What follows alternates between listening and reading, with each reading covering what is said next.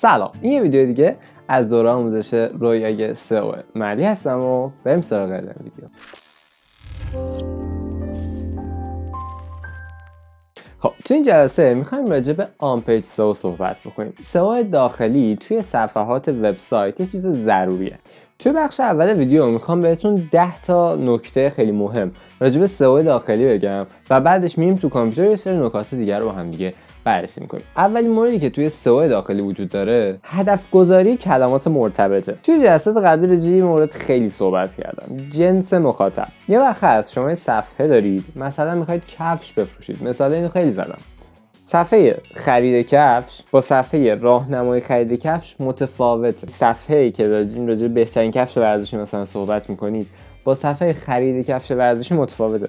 پس شما باید کلمات کلیدیتون رو اصطلاحاً هدف گذاری کنید. یعنی چی؟ یعنی انتخاب کنید، یعنی خودتون بذارید جای مخاطب. ببینید که خب اگر شما میخواید این صفحه رو به عنوان هدفتون انتخاب بکنید، دوست دارید مخاطب چی سرچ کنه به این صفحه برسه. آقا مثلا من سایت فروشگاه کفشم، خب میخوام چیکار کنم؟ میخوام کفش بفروشم دیگه. در نهایت پس هدف همه کارهای سئو اینه که کفش بفروشم. پس اصلی ترین صفحه فروش من میشه چی؟ صفحه فروش کفش هام. حالا اینجا قبل از اینکه وارد فضای آن پیج سئو بشیم، من باید میدونستم که روی کدوم صفحه باید مانور بدم به عنوان صفحه اصلی و صفحه تارگتم.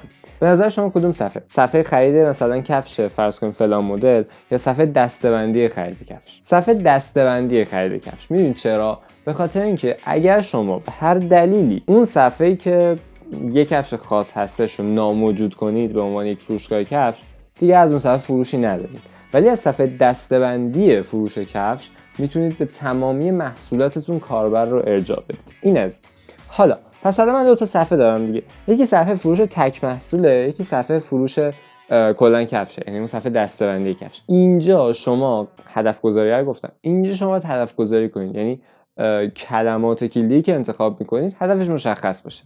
اگر شما میخواید دو صفحه دسته‌بندی کفش فرض کنید سئو رو انجام بدید، سئو داخلی انجام بدید، کلمه کلیدی که به عنوان تمرکزتون انتخاب میکنید، کلمه کلیدی که به عنوان اصلی انتخاب میکنید خرید کفش. دقیقاً هم. نه مثلا خرید کفش فرض کنید سایز 43، نه خرید مثلا کفش فرض کنید ورزشی، یا مثلا نه خرید کفش فلان. خرید کفش. شما روی خرید کفش باید این صفحه دسته‌بندی خرید کفشتون رو سئو بکنید. خب این از اینو داشته باش. حالا یه وقت هست شما زیر دسته داری، مثل چی؟ شما خرید کفش داری دیگه. حالا کفش ورزشی هم میفروشی، کفش مثلا اسپورت هم میفروشی، کفش فرض کنید مثلا مهمونی هم میفروشی، کفش مثلا شیک مجلسی اینا میفروشی. خب اینجا باید چیکار کنی؟ باید یه صفحه جداگانه بزنی و صرفا خرید کفش مثلا فلان، یا مثلا خرید کفش فلان راجعش محتوا بسازی. نه، اونا هم صفحه دسته‌بندی ان دیگه. ولی چجوری باید اونا رو سئو بکنی؟ آفرین، فیلتر. استفاده از فیلتر یا دسته‌بندی یا زیر دسته‌بندی، هر کدوم از اینا رو شما میتونید انتخاب بکنید. چجوریه؟ ببین شما وقتی میاید کاربر رو وارد صفحه خرید کفش میکنی، به کاربر میگی ببین من این همه تنوع دارم، تو دنبال چی هستی؟ میخوای با کفشت چیکار کنی؟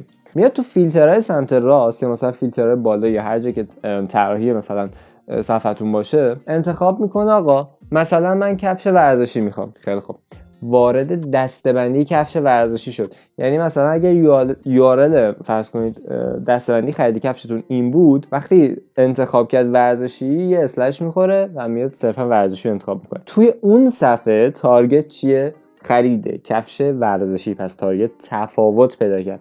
اون صفحه رو هم دیگه با خرید کفش نباید سئو بکنید. حالا یه اسلش میزنه داره خرید کفش ورزشی فرض کنید سایز 43، 42، نمیدونم 44، 38، هر چیزی که دیدید کاربر بیشتر سرچش میکنه. پس شما توی صفحات داخلیتون باید هدف گذاری کنید، ببینید کاربر با چه کلمه ای اون صفحه رو پیدا کنه شما خوشحال ترید و عملا هدف شما از ایجاد اون صفحه چیه.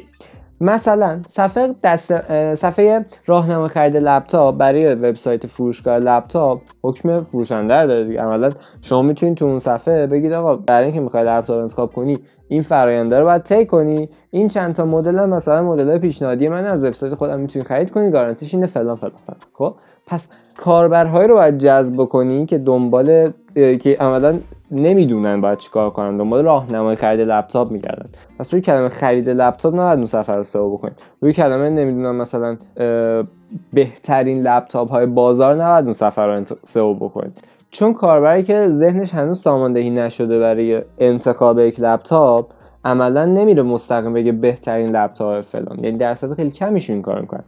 اکثرشون میگن خب چجوری اصلا باید لپتاپ انتخاب کنیم، ویژگی های یک لپتاپ خوب چیه. پس اولین کاری که توی سئو داخلی اون صفحه باید انجام بدین اینه که کلمه هدف گذاری کنید. کاربر دوست دارین با چه کلمه‌ای وارد اون صفحتون بشه. پس وقتی که شما با خودتون رو راست شدین و فهمیدین تارگت شما برای اون صفحه چه کلمه‌ایه، توی قدم دوم باید عنوان درست حسابی برای اون صفحه انتخاب بکنید. بهش میگن تگ تایتل.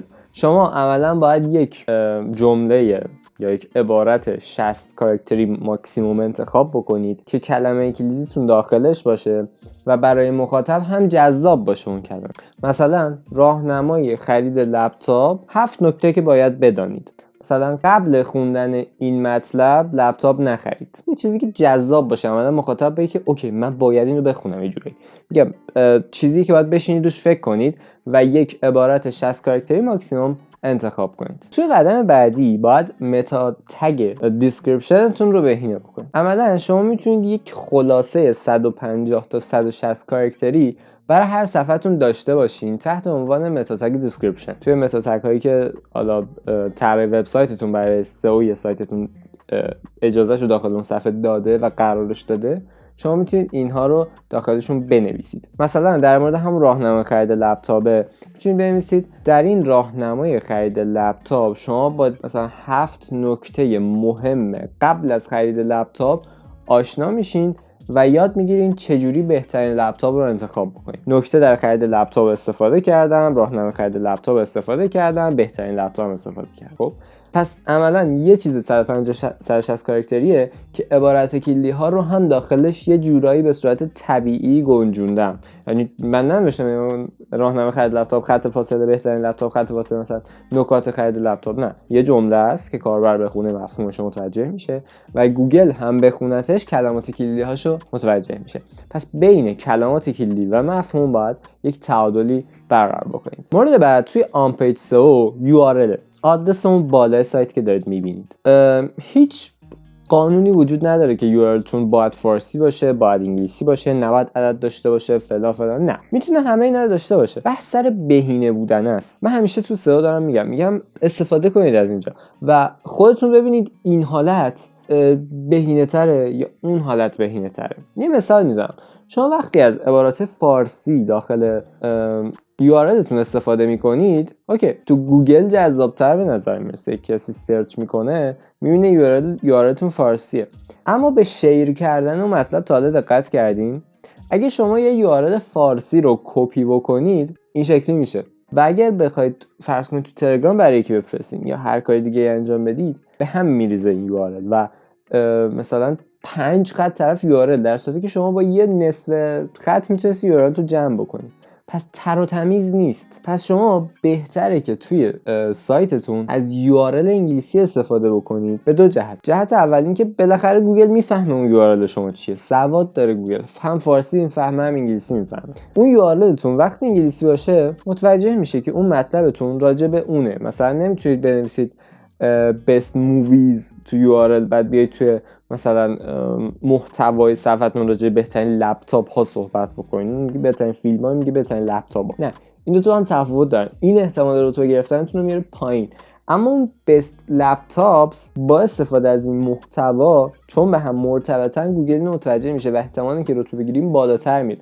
ببین میگم اینا اینجوری نیست که تاثیرش بگه آقا مثلا 50% این تاثیر داره تو سئو. نه، ممکنه 0.01% تاثیر داشته باشه. ممکنه سال بعد با تفاوت الگوریتم‌ها 0.01% بشه، 0.5% بشه، 1%. هیچ اهمیتی نداره. شما باید استانداردها رو رعایت بکنید. استانداردها کجا میاد؟ از مغزتون، از فکرتون. چرا؟ چون گوگل عملاً یه هوش مصنوعیه که داره انسانی فکر میکنه. پس شما که انسانی اصولا فکر میکنید، پس استفاده کنید ازش و دلیل کارهایی که انجام میدید رو با خودتون چک کنید. آقا من URL اگر فارسی باشه به هم میریزه، همین دلیل دیگه نداره. به اون صورت دلیل اصلیش به هم ریختن است، وگرنه نه سئو کارا با زبان فارسی مشکل دارن نه هیچ، به هم میریزه. اگر فردا خواستی لینک سازی بکنی از یه سایت خارجی، مثلا محدودیت کاراکتر میزنه آقا من فقط تا مثلا 100 تا کاراکتر میتونم از لینکات استفاده کنم.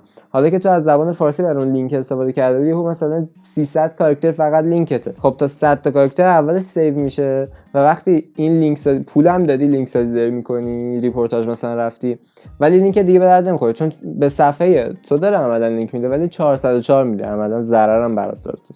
پس عملا شما وقتی میخواید از URL استفاده کنید، من نمیگم فارسی انگلیسی، میگم بهینه‌سازی URL، یعنی توش نمیدونم اگر نیاز عدد به کار ببرید، اگر نیاز حروف انگلیسی به کار ببرید، خط تیره به کار ببرید، اینا. پس از این استفاده کنید و متوجه بشین که بهترین URL برای اون صفحه چی میتونه باشه. اما اگر ساختار کلیشو بخواید بدونید، آره مثلا بهتره که شما وقتی از یک مطلب دارید صحبت میکنید مثلا اسلش بلاگ اسلش فلان بخوره که اگر کاربر خاص بره تو بلاگتون هم ببینه، تیکه مثلا دوم URL رو پاک کنه به بلاگ دسترسی داشته باشه. یا مثلا اگر مطالب شما بلاگ محور نیست یا موضوع محور نیست یا یک موضوع بیشتر ندارین، میتونید مثلا اون بلاگ رو استفاده نکنید. یا مثلا اگر صفحه دسته‌بندیتون هستش، مثلا کفشی که مثال زدم اسلش شوز، مثلا اسلش فرض کنید اسپورت، خب این میتونه یک URL استاندارد برای اون صفحه باشه.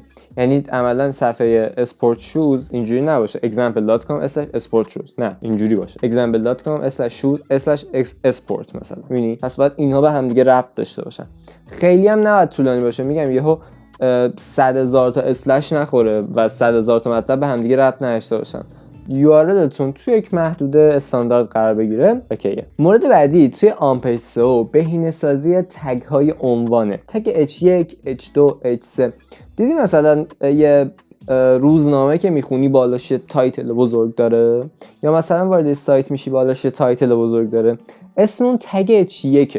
خیلی وقتا اون متا تگ تایتله بود، این تگ H1 رو برابر هم دیگه قرار میدن و اتفاقا خوبم هست، بد نیست.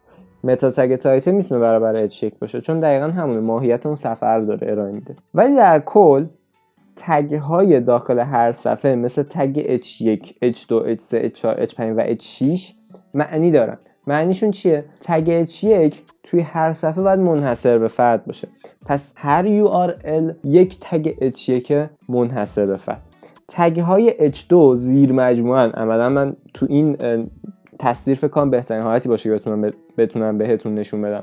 یه تگ H1 که زیر مجموعش میتونه H2 باشه، میتونه زیر مجموعش یه H2 دیگه باشه، دوباره H3 ها زیر مجموعه های H2 هن و H4 ها زیر مجموعه های H3 هن. پس تا زمانی که شما H2 استفاده نکردی نمیتونی H4 بیا استفاده کنی. وقتی H2 استفاده کردی بعدش باید بیا H3 استفاده کنی و اگر H3 زیر مجموعه داشت زیر مجموعهش میشه دیگه H4. پس آقا اول H1 بعد چند تا H2، حالا هر کدوم از این H2 میتونه H3 داشته باشه، دوباره هر کدوم از اون H3 میتونه H4 داشته باشه و همینجور تا ته. نیازی نیست از همش استفاده کنید. یه مطلبتون که اصلا H3 نداره، نمیتونه داشته باشه، زیر مجموعه نداره هیچ کدوم از عنوان. یه مطلبتون هست که مثلا 4 نمیتونه داشته باشه، همین. یه مطلبتون هم اوکی ممکنه اصلا H2 هم حتی نداشته باشه، فقط با H1 کل مطلب جمع بشه. ولی باید بدونید که همه اینا زیر مجموعه قبلیشون هستن و از همشون باید به صورت بهینه استفاده بکنید. یه نکته دیگه که راجع به H2 و H3 و اینا هستش اینه که شما کلمه کلیدی اون صفحه‌تون، نکته اولیه گفتم یه تارگت بعد انتخاب بکنید، هدف گذاری کنید. کلمه کلیدی هدف گذاری شده رو بهتره که توی تگ متا تگ تایتل استفاده کنیدش، گفتم اینو توی اولش، توی تگ H1 تون هم استفاده کنید و توی تگ H2 هاتون هم استفاده کنید. نه اینکه اوور بشه دیگه خیلی زیاد بشه، نه، به صورت بهینه باید استفاده کنید. مثلا راهنمای خرید لپتاپ، مثلا 7 نکته که مثلا باید بدانید، مثلا توی تگ H2 بعدیه باید بنویسید مثلا راهنمای خرید لپتاپ زیر 50 میلیون تومان، مثلا راهنمای خرید لپتاپ گیمینگ، راهنمای خرید لپتاپ. یعنی راهنمای خرید لپتاپ توش ترجیحاً استفاده شده باشه و همینجور توی زیر مجموعه‌اش به صورتی باید اصلا ببین کل سئو اینه، تو باید کلماتو یه جوری جا بدی تو متن که کاربر اذیت نشه و موتور جستجو بفهمه این کلمه مرتبط با این صفحه است. خیلی خوب. مورد بعدی، بهینه‌سازی محتواتون. توی ویدیوهای قبلی که لینکش این بالا براتون میاد بهتون گفتم چجوری باید محتوایی تولید کنید که رتبه بگیرد. دقیقاً موضوع ویدیو همینه. تمام مواردی که داخل اون ویدیو گفتم رو باید انجام بدین و این میشه بهینه‌سازی اون محتواتون. ولی به صورت کلی میشه محتواتون ارزشمند باشه، از کلمات کلیدی به اندازه استفاده بکنید، غنی باشه برای کاربر، یونیک باشه، منسجم باشه مطالبش، قشنگ یک اصولی داشته باشه نگارشش، مخاطب اذیت نکنه و این موارد. میگم خود محتوا دو تاست، یکی چگونه محتوایی خلق کنیم که رتبه بگیرد، یکی هم آموزش سئو کردن محتوا. آموزش سئو کردن محتوا هنوز ویدیوش منتشر نشده، توی جلسات بعدی منتشر میشه، ولی اینکه چجوری محتوایی خلق کنیم که رتبه بگیرد ویدیوش منتشر شد که بهتون گفتم تماشاش بکنید. مورد هفتممون بهینه‌سازی تصاویره. گوگل سواد داره، میتونه از توی تصاویر هم متن‌ها رو بخونه، میتونه متوجه تصاویر بشه. علاوه بر این گوگل گفته محتوا رو باید برای کاربر تولید کنید. شما به عنوان کاربر یه متن رو میخونید، نمیتونید 50 خط بخونید، خسته میشید. 5 خط بخون، یه دونه تصویر مرتبط بذار. 10 خط بخون، دوباره تصویر مرتبط بذار. باید از تصاویر داخل مقالتون به صورت بهینه استفاده بکنید. مورد بعدی راجع به تصاویر این که اندازه‌شون بهینه باشه. آقا 50 مگابایت عکس رو قاعدتا نمیتونید تو مقالت بذاری که. پس باید تصویری که داخل مقالت میذاری بهینه باشه. مثلا 100 کیلوبایت حجمش باشه، نمیدونم 200 کیلوبایت باشه، 50 کیلوبایت، یه چیزی که لود شدن صفحه رو سخت نکنه برای کاربر. و مورد سوم توی تصاویر استفاده کردن از ALT، اصطلاحاً Alternative Text یا متن جایگزین. موتورهای جستجو وقتی کاربر به هر دلیلی نتونه صفحه رو کامل لود بکنه، فرض کنید اون عکس لود نشده، جاش Alternative Textش نشون داده میشه به کاربر و گوگل هم دقیقاً اینو میبینه. گوگل میبینه این تصویر یعنی چی. درسته هم تصویر رو میفهمه هم متن توش رو میخونه، اما Alternative Text هم هنوز همونقدر که قبلا برای گوگل مهم بوده بازم مهمه. پس شما تصاویری که داخل وبسایتتون استفاده میکنید اصطلاحاً باید آلت داشته باشه. توی ویدیویی که بعدا لینکش این بالا براتون میذارم که راجع به بهینه‌سازی تصاویر کامل صحبت کردم، این مطلب بهینه‌سازی تصاویر رو با هم دیگه جمعش میکنیم. مورد بعدی لینک سازی داخلی. لینک سازی داخلی خیلی مهمه. بازم تو ویدیویی که لینکش این بالا براتون میاد راجع به ساختار سایت صحبت کردم و تو اون بهتون گفتم بستگی به نوع وبسایت شما داره که چه جوری لینک سازی داخلی رو انجام بدید. اما اگر طبق اون ویدیو نزدیک‌ترین حالت رو به خودتون دیدین و انتخاب کردین، بر اساس اونها باید لینک سازیتون رو انجام بدید. ممکنه مطالب داخل یک صفحه به همون دسته‌بندی نیاز داشته باشه لینک بشن، ممکنه به دسته‌بندی دیگه نیاز لینک بشن، ولی باید داخل مطلبتون لینک سازی انجام بدید. چه تو هدر سایتتون، چه تو عمق مطلب ها رو تو کامپیوتر با هم دیگه بررسی می‌کنیم که منظورم از وسط چه. مثلا داری راجع به موضوع صحبت می‌کنی، دیدی حتما دیگه خوندی، یهو می‌بینی وسط من یه دونه لینک آبی وجود داره. اون لینک آبیه دقیقاً داره لینک سازی می‌کنه و این خیلی مهمه. پس لینک سازی مورد هشتمیه که شما توی بهینه‌سازی اون صفحه یا سئو داخلی باید استفاده بکنید. مورد بعدی بهینه‌سازی صفحتون برای موبایل. آقا حدود 80-90% کاربرایی که عملاً میان توی سایت شما احتمالاً از گوشی دارن استفاده میکنن، چون استفاده از گوشی خیلی زیاد شده بین مخاطبا و درصد خیلی زیادیشون با گوشی سرچ میکنن و با گوشی سایت شما رو میبینن. این با گوشی سرچ کردنه نشون میده که شما هم باید برای گوشی بها بدید. پس سایتتون رو برای گوشی بهینه بکنید. مثلا چیزی که اینجا دارم میگم، اگر سایتتون برای گوشی بهینه نباشه شما خیلی از مخاطباتون رو از دست میدین و بعداً وقتی مخاطب از سایت شما ناراضی بره بیرون، سئوتون هم افت پیدا میکنه. پس مورد نهم آن پیج سئو میشه بهینه‌سازی سایتتون برای موبایل. خیلی خب بعضی نکات رو با هم دیگه مرور کردیم، اما بریم از روی سورس یا منبع مورد اعتماد مثلا هاب اسپات یا سمراش، ماز یا موارد مختلف دیگه دونه دونه سئو یا آن پیج رو بررسی کنیم. قبل از اینکه بخوایم بریم سراغ مقاله‌اش یه سوال بهتون میگم. آقا خود این یه صفحه است دیگه، یه پیج دیگه، پس خود این صفحه هم سئو آن پیج شده، درسته؟ خود این صفحه هم کسی که اینو نوشته سئوش کرده. بیایم ببینیم چه نکاتی رو استفاده کرده. بهتون گفتم اول از همه باید یه تارگت انتخاب کنید برای صفحه. تارگت این صفحه چیه؟ عبارت آن پیج سئو یا کلمه کلیدی آن پیج سئو. قدم بعدی متا تگ تایتل. متا تگ تایتلش چیه؟ میبینید موسه که میاریم بالا چیزی که اینجا مینویسه متا تگ تایتله. یا اگه برم توی سورسش متا تگ تایتلش رو اینجا میبینم، ایناش میبینی. متا تگ دسکریپشن هم اینطور، ایناش دقیقاً اینجاست. نگاه کن کلمه کلیدی اینجا تکرار شده، کلمه کلیدی اینجا هم تکرار شده. توی صفحه اصلی تگ h1 تگ ها رو بهتون گفتم دیگه، h1 h2 اینطورا. نگاه کن یه دونه تگ h1 دارم دیگه، اینجا میشه تگ h2 what is on page SEO، زیر مجموعش میشه، حالا چرا مهمه دوباره بیام پایینتر میگه المان های آن پیج سئو، دوباره زیر مجموعش حالا کانتنت المنت ها کیورد ریسرچ زیر مجموعه اینه. میبینی پس h4 زیر مجموعه h3، خود h3 زیر مجموعه h2. و اگه بخوام اینجا نمودار درختش رو بهتون نشون بدم، یه افزون است، افزونا رو بعدن توی ویدیو جداگانه کامل بهتون معرفی میکنم. میبینی یه دونه h1 دارم، h2 زیر مجموعش، و میبینی این نمودار درختی خیلی مهمه و این نمودار درختی باید رعایت بشه. خیلی خب بریم سراغ فاکتور بعدی بهینه‌سازی URL، یعنی این چیزی که این بالا داریم. ببین step by step guide to فلان on page SEO. می‌بینی عبارت کلی تو این هستش. حالا چون ما زبانمون فارسیه ممکنه کلمه کلی به فارسی باشه، اما تو URL نتونیم عبارت فارسی استفاده کنیم. ولی مهمه که URL تون عجق وجق نباشه. می‌بینی قشنگ بعد هر حرف یه خط فاصله گذاشته و دوباره اومده مثلا یه دونه خط فاصله گذاشته، کلمه بعدی، حرف بعدی و اینا رو با هم جدا کرده. نیومده مثلا با آندرلاین جدا بکنه یا همچین چیزایی. تو سایت بعدی هم نگاه کن، آن پیج سئو خیلی شیک، آن پیج بلاگ، آن پیج سئو.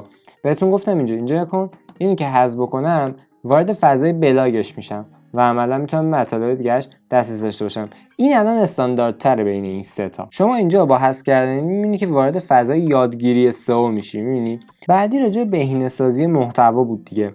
ما الان این همه مقاله که میبینیم اینجا تولید شده بر اساس نیاز کاربرا تولید شده، پس بهینه بودن مقاله هم احتمالاً رعایت کرده. موضوع بعدی تصاویره. ببین هر یه ذره که میری پایین‌تر یه تصویر داریم که تصویر مرتبط هم هست. اومده راجع به آن پیج سئو و آف پیج سئو صحبت کرده و بعدش اومده یه تصویر مقایسه‌شون گذاشته، پس منطقیه. بعدش اومده یه ویدیو استفاده کرده و دوباره میایم پایین‌تر اومده تصویر استفاده کرده، اومده دوباره تصویر استفاده کرده و هر کدوم از این تصاویر یه آلت دارن. بذار ببینیم آلتشو. نگاه کن اینها، نگاه کن آلترناتیو تکستش سئو هدر تگ. این یکی چی؟ یه عکس دیگه اینجا داشتیم اینا. اینم عکس داره. آلتش چیه؟ نه آلتش آن پیج SEO vs off page SEO. اوکی. پس راجع به بهینه‌سازی تصاویرم می‌بینیم که رعایت کرده. بعدی پیونده داخلیه. نگاه کن هر چقدر میان پایین‌تر می‌بینی پیج المنت یا مثلا آف پیج SEO، تکنیکال SEO، کلماتی که استفاده کرده و قبلا راجع اون کلمات اومده بوده محتوا تولید کرده رو لینک داده به اون صفحات. مثلا نگاه کن اومده راجع متا دیسکریپشن صحبت کرده و گفته که متا دیسکریپشن ها فلان چیز هستن، اما راجع به خود متا دیسکریپشن قبلا یه صفحه ساخته بوده. نهاش میبینی گفته چجوری باید یه متا دیسکریپشن بنویسیم. خود این عملا یه صفحه بوده و چون قبلا راجع به این صفحه صحبت کرده بوده تونسته کلمه متا دیسکریپشن رو لینکش بده به این صفحه. لینک سازی خیلی کاربرد زیادی داره. مثلا وقتی شما با یک کلمه لینک بدین به یه صفحه، گوگل میفهمه که اسم دیگه این صفحه این کلمه هست، پس بعدا اگه کسی گوگل سرچ کنه متا دیسکریپشن، چون گوگل فهمیده که اسم دیگه این صفحه متا دیسکریپشنه، با این کلمه هم سایت شما رو به کاربران نشون میده. ببینید اینهاش دقیقاً آوردتش توی ریزالت 9 آوردتش. خیلی خب بعد از لینک سازی شما باید محتواتون رو برای موبایل هم بهینه می‌کردید. الان ببین من فضای موبایل این سایت رو میارم، ببین بهینه هستش یا نه. الان شد صفحه موبایل دیگه. شما الان از این بالا منو رو کامل دسترسی دارین، عنوان سایزش مناسبه، عکس مناسبه، میایید پایینتر فهرست مطالب همش مناسب، ببینید سایز عکس‌ها، سایز ویدیو برای موبایل کاملا قابل خوندن. پس برای موبایل الان بهینه است. کلا ساختار سایت یه حالت یوزر فرندلی هم داره. منی که میام داخل این صفحه راحت به جواب سوالم میرسم. یه سیر داره که آقا کاربر میفهمه این صفحه براش مفید خواهد بود. یا مثلا سایت بعدی هم همینطور تگ H1 داره، تگ H2 داره، دوباره تگ H2 داره. اینجا زیر مجموعه داره، از عکس استفاده کرده، لینک استفاده کرده و غیره. حالا بریم ببینیم این سایت ها به عنوان سایت های مرجع سئو چه نکاتی رو اشاره کردن. یکی از مواردی که اینجا دیدیمش فهرست مطالبه. میبینید عملاً اومده تگ های H2 رو به عنوان فهرست استفاده کرده. ما تو سایت های فارسی هم اینو داریم. مثلا اینجا نگاه کنید قسمت عناوین اصلی داره که میتونه جمع بشه، فوایدش رو اینجا نوشته، مثلا روش مثلا تهیه ترکیب میوه خشک و عسل. میبینید راجع به H2 اومده فهرست مطالب نوشته. بریم حالا بررسی کنیم. همین اول اومده المان‌های مختلف رو گفته. کیورد ریسرچ رو صحبت کردیم، ویژوال کانتنتش رو الان بهتون میگم، پیج تایتلش رو گفتیم، هدرها رو گفتیم، همون تگای H1 تا H6، متا دیسکریپشن، تگ آلت تصاویر، بهینه‌سازی URL، لینک سازی داخلی، بهینه‌سازی برای موبایل و سرعت سایت. اینا رو گفتیم. دو تا چیزی که الان وجود داره و برامون جدیده ویژوال کانتنت. بریم ببینیم چیه. میگه توی صفحتون استفاده مناسب از تصاویر، موارد گرافیکی، جدولا، هر کدوم از اینا یه اهمیت خاص داره. چجوری؟ ببین شما تو همین صفحه که داری میای پایین میبینی یه ویدیو دیدی، دوباره یه قیافه داره، مثلا برای تگ H2 یه همچین شکل درست کرده. اینا ویژواله دیگه. مثلا پس زمینه سفید، این که پس زمینه یکم توسی میشه، چشم کاربر عملا خسته نمیشه. اومده از این ستایی‌ها استفاده کرده، بعدش اومده مثلا از جدول استفاده کرده، اومده مثلا یه دونه این شکلی گذاشته. می‌بینی همه عکس متن نیست، درست این شکلیه، متن، ویدیو، فهرست، متن، از این چند موردیا، متن، جدول. می‌بینی تا الان یه ویدیو بود و یه جدول، دوباره اومد پایین‌تر عکس. می‌بینی تنوع ایجاد کرده. این ایجاد کردن تنوعه باعث میشه چشم کاربر خسته نشه. مورد بعدی که اشاره کرده بود ساختاربندی شدن اون صفحه است یا structured markup. یه سری تگ‌ها توی پس زمینه هستن، مثلا این تگایی که نشونتون دادم. یا کنید تگای مثلا فلان، خب برای توییتر دیسکریپشن توییتر، تایتلش نمیدونم فلان، یا مثلا این ورم همینطور دقیقاً. ببین ویو پیج سورس رو که میزنی، لوکالش، تایپش، تایتلش، دیسکریپشن، URL، سایت نیم، اسکیماها که اینجا وجود داره و این موارد. عملاً اسکیما مارکاپ و باقی موارد متا تایتل‌ها یک موضوع جداگانه است که برمیگرده به سئو تکنیکال، اما بالاخره پر کردن این موارد توی آن پیج سئو موثره. پس عملاً شما تا زمانی که سئو تکنیکالتون درست نباشه اصلا یه همچین ساختاری ندارید تو سایتتون و سئو تکنیکال بعضی از قسمتاشو برنامه‌نویستون باید انجام بده. بازم میگم شما باید بدونید که چه مشکل از کجاست، اما برنامه‌نویستونه که باید مشکل برطرف بکنه. پس ساختار داخلی هر صفحه که اینجا اومده راجبش کامل صحبت کرده، ما هم توی ویدیو جداگانه کامل راجبش صحبت میکنیم، باید درست باشه. ولی اینکه شما این ساختار رو پر بکنید بله کار شماست. شما باید بر اساس تنظیماتی که داخل پنل مدیریتتون دارید ساختارهای اسکیما مارکاپ رو پر بکنید.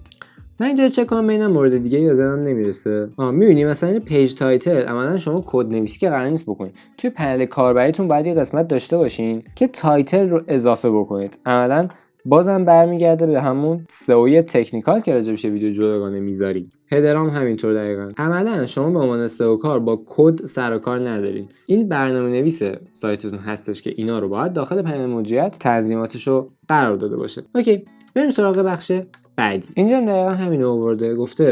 گفته محتوای مفید باشه، تارگت کیوردهای هدفمند شده، تگ تایتل، متا دیسکریپشن، هدینگ‌های مناسب، URL درست حسابی، لینک سازی داخلی، لینک سازی خارجی که راجع به این دوتا کامل ویدیو جداگانه هم خواهیم داشت و همینطور بهینه‌سازی تصاویر. خودش هم می‌بینی دقیقاً ویژوالا بودش تو قبل گفتم، یعنی دیداریا. می‌بینی یه متن، یه عکس جذاب، یه متن از این چند آیتمیا، دوباره اومده لینک اینجا گذاشته، یه متن، دوباره یه عکس و این جذابیت رو برای مخاطب نگه داشته عملا و مخاطب دیگه اینجا خسته نمیشه چشمش. باقی موارد دیگه خیلی جزئی میشه و بستگی به کار شما داره عملا، ولی به صورت کلی شما وقتی یک سایت برای سئو کردن دارید باید ببینید هر کدوم از صفحاتش چه مواردی توش مهمتره که به سئو آن پیج اون صفحه اختصاصا بپردازید. شما اگه یه سری صفحه خاص دارین توی قسمت کامنت ها صفحاتتون بگین تا بررسی سایت شما استراتژی سئو آن پیج مخصوص سایت شما رو بگم و براش یه ویدیو بسازم. ولی برای قدم آخر من یه بار میخوام سایت زومیتو به عنوان یه سایتی که صفحه‌شو سئو کرده با هم دیگه از نظر آن پیج سئو بررسی کنیم. تگ چک مناسبی داره، تگ تایتل مناسبی هم داره. می‌بینی وقتی میگم مناسب یعنی این با این متفاوته. می‌بینی تو این اسفند 402 هست ولی توی تگ تایتلش دیگه اسفند 402 رو نداره. عملاً اومده از عنوان کوچیک‌تری استفاده کرده. لینک سازیاشو کرده، تگ H2 تگ H3 رو رعایت کرده. اینجا من اگه بزنم می‌بینی اینجا کاملی بغل رعایت شده H1 H2 بعد زیر مجموعه‌اش H3 و همین دیگه. این نسبت هم رعایت شده. می‌بینی یه متن، یه عکس، یه متن، یه عکس، یه متن، یه عکس و دوباره مثلا از اینا چند تا دکمه گذاشته، بعضیشو بولد کرده و چشم کاربر رو سعی کرده کار کنه که خسته نشه. توی این یکی هم همینطور دقیقاً عکس و متن‌ها رو نسبتش رو رعایت کرده و همینطور لینک سازی‌ها رو انجام داده. ببین الان یه لینکش رو بهتون نشون بدم. مثلا قیمت بخاری برقی جی پاس اومده لینک داده شده به صفحه قیمت اینجا و ببینی قیمت بخاری برقی جی پاس. پس اگه کسی سرچ کنه قیمت فلان، چون قبلا زومیت اومده با استفاده از این عبارت به یکی از صفحه‌اش لینک داده، گوگل میفهمه که اون صفحه احتمالاً ربط داشته و یه جایی کم کم مشخصش میکنه. میبینی اینجا آوردتش. البته احتمالاً این صفحه هنوز سئوش کامل نیست و اصطلاحاً هم نوع‌خواری داره و باید روی سئو این صفحه کار بکنه، ولی لینک سازیش اوکی بوده. عملاً هدف زومیت باید این باشه که اگر کسی سرچ قیمت بخاری برقی جی پاس، این صفحهش بیاد رتبه 1. ولی الان غیر از اینکه این صفحهش رتبه 10، یه صفحه دیگه‌اش رتبه بالاتری داره و این عملاً اصلا خوب نیست. باید با لینک سازی داخلیای بیشتر، نمیدونم ریپورتاژ آگهی رفتن یا موارد مختلف دیگه. فرض کنید مثلا شاید نیاز باشه یه هفته لینک قیمت بخاری برقی جی پاس رو بذاره توی هدرش یا یه جایی توی بخش هدر و اینجوری خیلی راحت این صفحهش توی گوگل رتبه میگیره، چون عملا دامیناتوریتی زومیت بالاه، لینک های توی هدر اهمیت خیلی زیادی دارن و باعث میشه سریعتر رتبه بگیره. و میتونه با گذاشتن یه دونه باکس محتوا هم اینجا راجع به قیمت فلان صحبت بکنه که بتونه رتبه‌بندی بهتری داشته باشه. منظورم چیه؟ توی بعضی از سایت ها انتهای صفحه یه باکسی هستش که شما میتونید داخل اون باکس مطلب بنویسید. مثلا قیمت بخاری برقی من اینجا میزنم و ببین دیجیکالا دارتش، باکسی که دارم میگم آره نگاه کن اینجا یه بخش از انواع بخاری برقی و اومده راجع به این صحبت کرده. شما میتونید از این باکس ها انتهای صفحه دسته‌بندیتون ایجاد بکنید و راجع به اون دسته‌بندی یه محتوای کوچیک تولید بکنید. توی ویدیوهای بعدی که راجع به آن پیج سئو میایم سئو داخلی یه سری صفحات خاص رو بررسی میکنیم، مثل صفحه دسته‌بندی، مثل صفحه فروش محصول یعنی فروش اون کالا، تک صفحه اون محصول رو دارم میگم، یا مثلا سئو سایت پزشکی و سایت‌های دیگه که راجع به هر کدومشون نیاز اصلا یه ویدیوی جداگانه تهیه بشه. مورد بعدی که باید رعایت بکنید بهبود تجربه کاربری برای مخاطبه. شما سایتتون باید جذاب باشه، شما سایتتون باید مخاطب پسند باشه و وقتی کاربر اومد تو راحت به هدفش برسه. این بهتر شدن تجربه کاربر عملاً یک ویدیو جداگانه است که توی ویدیوهای آینده با هم دیگه صحبت می‌کنیم دربارش. مرسی از اینکه تا اینجا ویدیو همراه من بودید. اگه ویدیو براتون مفید بود حتما لایکش کنید و از این نکته پایین کانال رو هم سابسکرایب کنید. ویدیوهای جدید رو هم اینجا براتون میذارم و میتونید اینها رو تماشا کنید. مرسی. فعلا